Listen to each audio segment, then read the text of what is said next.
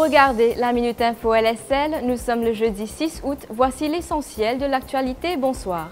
Deuxième incident entre autorités françaises et malaisiennes autour de la disparition du vol MH370 de la Malaysia Airlines.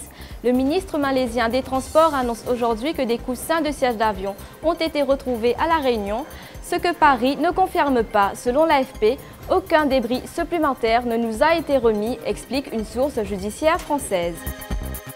Deuxième incident après celui d'hier, le Premier ministre malaisien a confirmé que le flaperon retrouvé à l'île Sœur est bien celui du MH370. L'adjoint au procureur de Paris a lui parlé de forte présomption. Les familles des victimes déplorent cette situation. Je suis vraiment perdue après cette annonce par les autorités malaisiennes. Ils ont dit que c'était confirmé, que ça appartenait au MH370. Mais les Français disent que c'est très probable, c'est différent.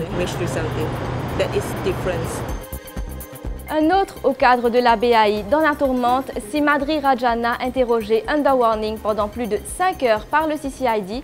Il est attendu pour la suite de son interrogatoire au Caserne centrale demain. De nombreux cadres du conglomérat font l'objet d'une enquête pour entente délictueuse.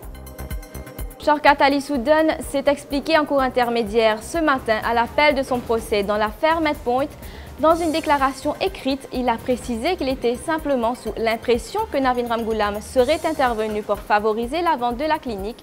Le ministre est accusé de diffusion de fausses nouvelles. Des clients de Sunkai attirent l'attention des autorités sur leur sort. Ils se sont rassemblés devant l'Assemblée nationale en début d'après-midi.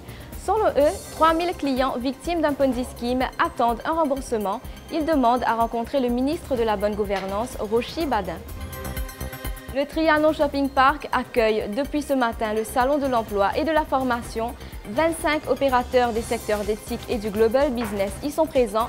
1200 emplois cherchent preneurs. Le salon prendra fin samedi. Voilà pour l'actualité du jour. L'information continue sur l'express.mu.